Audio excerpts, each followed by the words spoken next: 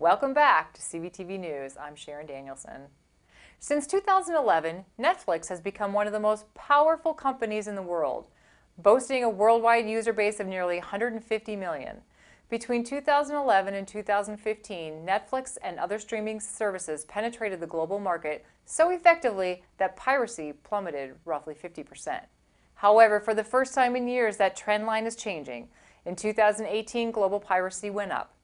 Global piracy rate is a useful indicator for the health of the streaming market because it highlights a key value of streaming providers, the convenience.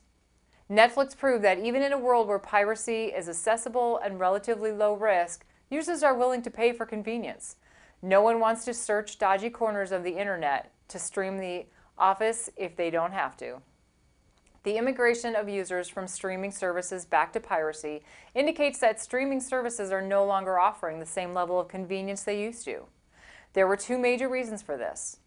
The first is market segmentation. If you want to watch Westworld, Atlanta, and the marvelous Mrs. Maisel, you'll need to subscribe to some combination of HBO, Hulu, and Amazon Prime.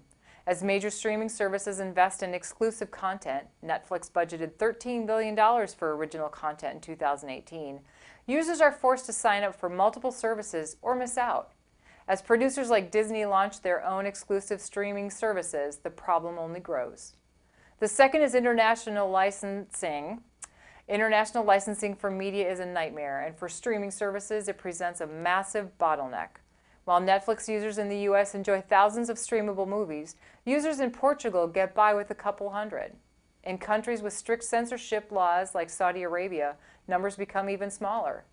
These forces converge to make individual streaming services less convenient, and therefore less valuable to the users, making trade-offs of piracy more worthwhile. And while that may not spell the end for streaming services, it does signal that we may be seeing the end of streaming golden age. And now it's time for sports with George Kerns.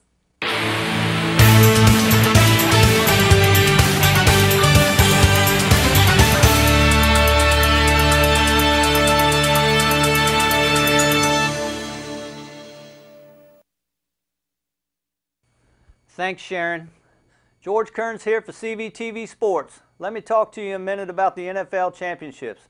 Super Bowl 53 is set, 6:30 on Sunday, February 3rd on CBS. The LA Rams versus the New England Patriots. The Rams beat New Orleans 26-23 in overtime, and New England beat Kansas City 37-31 in overtime.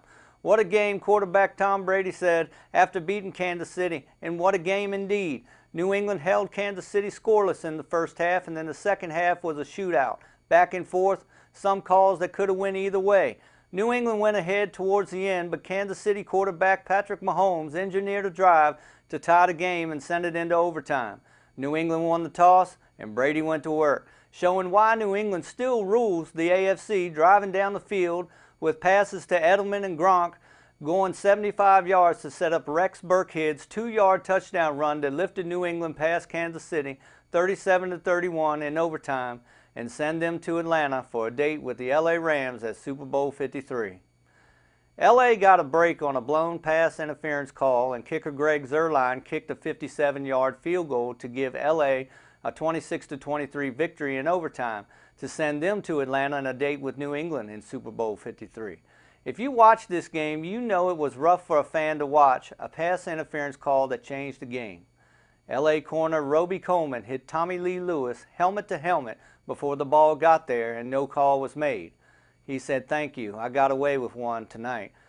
After that, LA quarterback Jared Goff had enough time to go down the field, and Zuerlein kicked a 48-yard field goal to tie the game. New Orleans had a chance in overtime, but LA picked the ball off after the ball went into the air and drove down the field and kicked a 57-yard field goal to win the game. But the story remains, the blown call. Never has a call determined an outcome like this. Had New Orleans been given the ball, if the penalty had went their way, they would have had the ball, first and goal, at the 10-yard line with under 2 minutes to go. They could have ran the clock down, kicked a short field goal, and went to the Super Bowl. But because of the refs, no call was made. Sometimes it's just hard to believe that a game would end like this. See, everybody wanted to see Kansas City and Los Angeles, but Tom Brady and the New England Patriots made sure that that would not happen. It should be New England and New Orleans and not New England and Los Angeles. But this is a sad day for Saints fans. They won't forget this for a long time to come. Well, that's a look at sports in this special NFL edition of the Conference Championships. I'm George Kerns for CVTV Sports. Back to you, Sharon. Thanks, George. Well, that's all we have time for today, folks. So for David Kerr, Deidre Haven, and the rest of our news team, I'm Sharon Danielson. Have a great weekend, everyone.